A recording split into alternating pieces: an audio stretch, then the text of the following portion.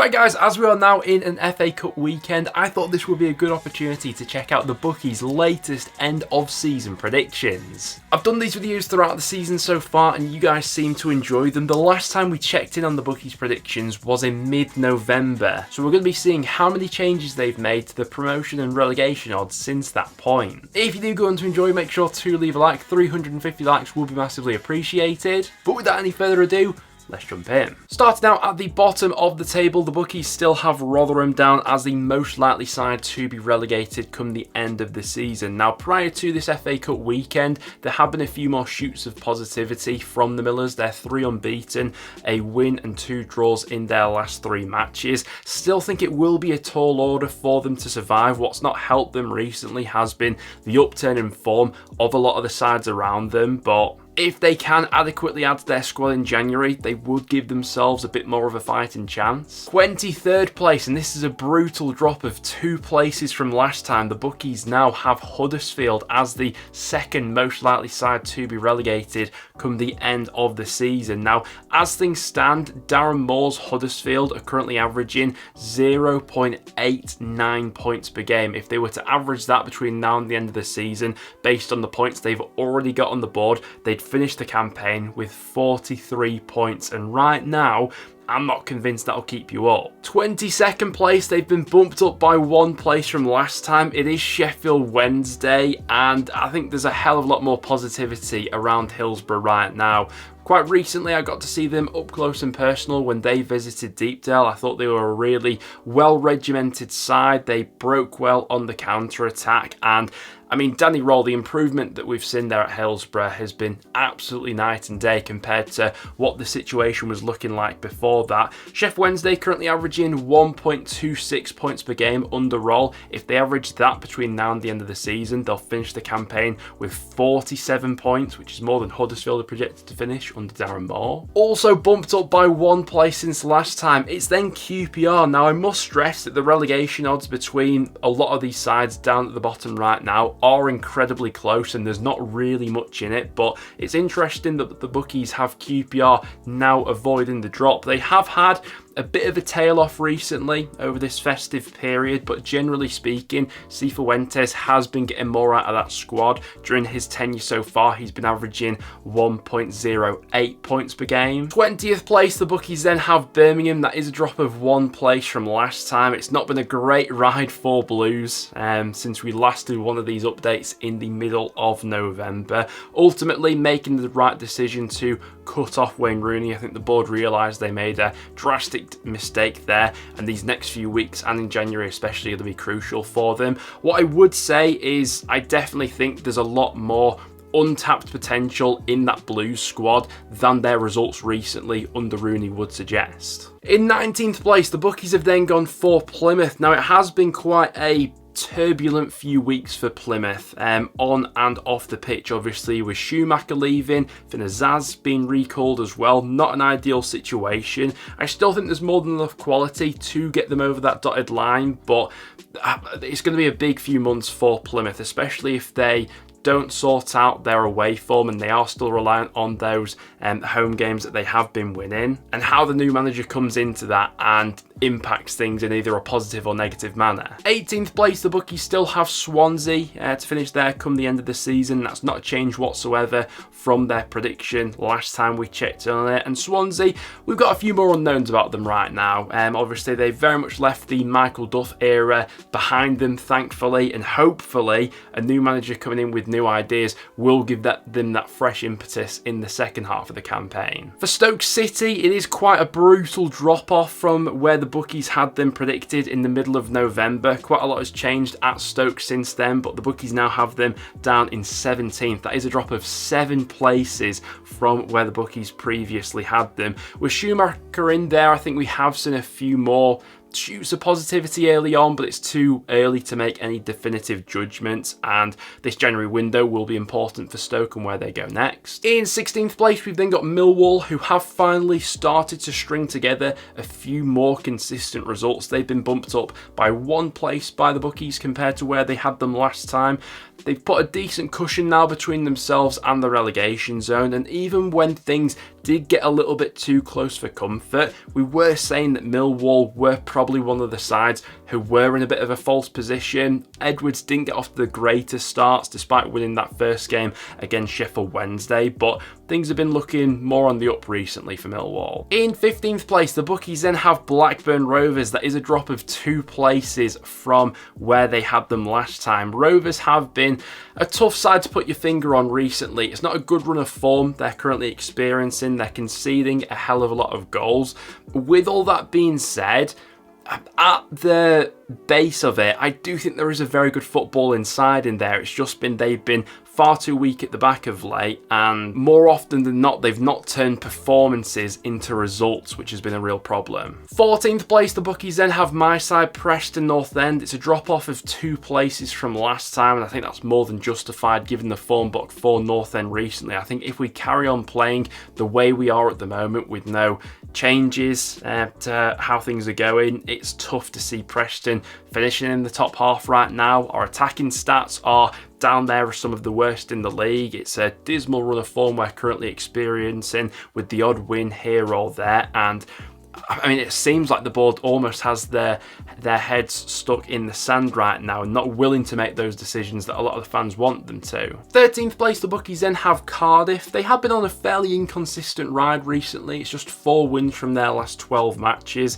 They have dropped overall by 4 places from last time. January could be a game changer for them though, and I think that will be the determining factor whether this is just a solid mid-table finish for them or they do have that extra 5 or 10% in them to push on a little bit further. Slap bang in the middle of the bookies table, it is Norwich. They've been bumped up by 2 places from last time. Started to see a little bit more consistency from them over this festive period, but they are one of those frustrating sides where, especially when I compare them to a lot of the fellow promotion chasers that they are alongside, I'm not quite sure they've got those extra elements that a lot of those other teams have, but having Josh Sargent back in for this second half of the season could be a game changer. 11th place, the bookies then have Bristol City. That is a bump up of 4 places from last time, and I think deservedly so. Started to string together some consistent results. They're winning more matches. I know they lost that game last time out against Millwall, which was quite frustrating, but prior to that point, they had put a good run of form together. As things stand right now, you'd probably say a finish of around 11th would be reasonable for Bristol City, unless they do add that extra 5 or 10%.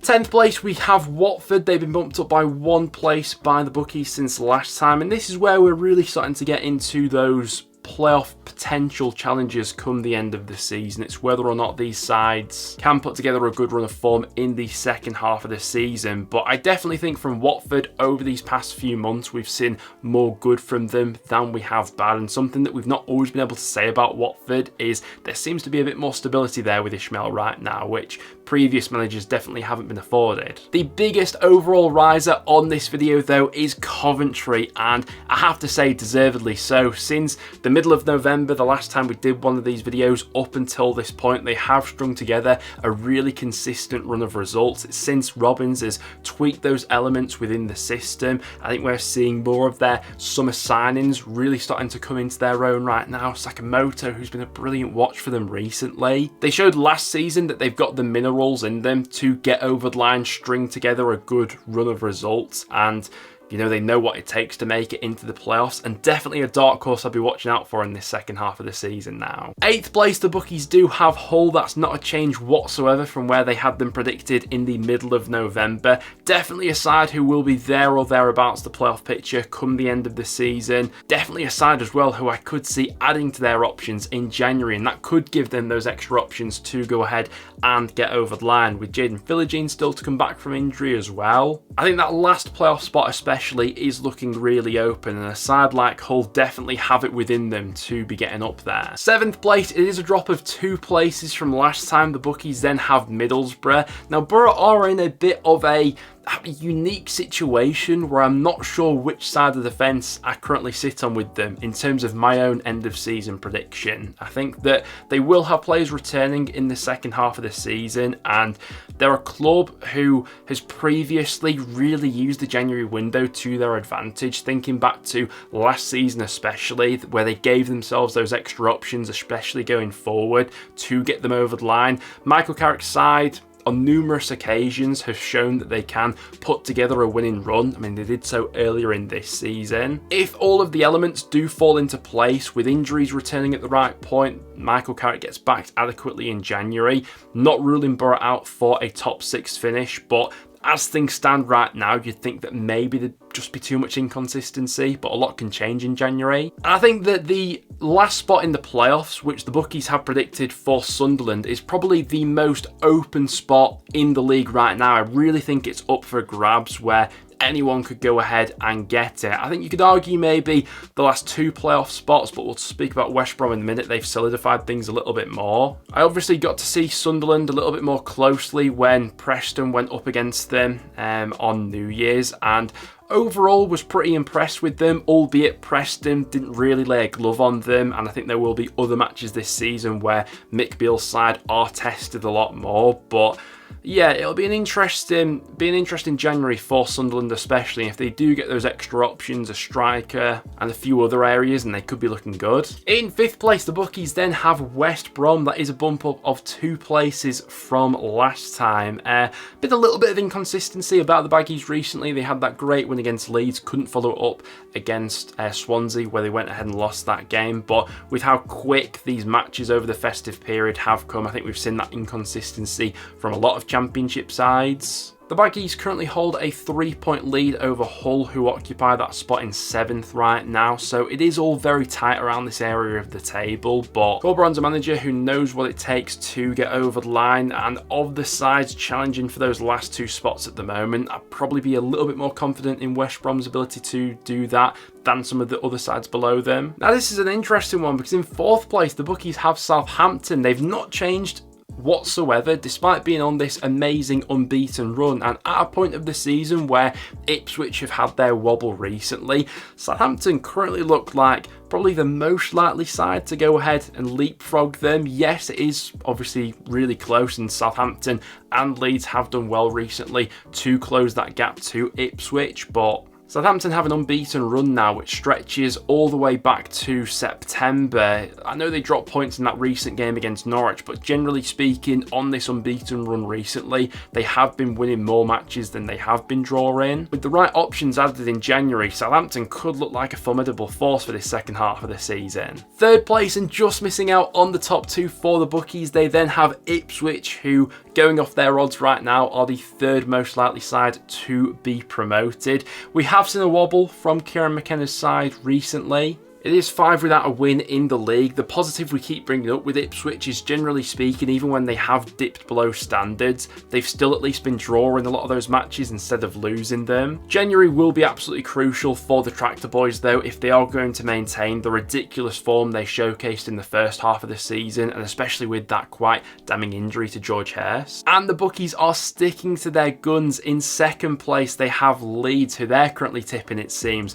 to leapfrog both Southampton and Ipswich to that spot in 2nd. Now Leeds on their day, for me, arguably the most fun side in the Championship to watch. I think they've got some great skillful attackers who are brilliant at exploiting spaces, a really explosive forward line. Their Achilles heel so far this season, though, has been their away form at times and their inability to break down those deep blocks. And it's whether or not Farke can figure those games out in this second half of the season that for me will determine whether or not they have enough in them to go ahead and really close the distance between Ipswich and Southampton, and then go ahead and maintain it. In terms of talent within the squad, Leeds more than good enough for a finish in the top 2.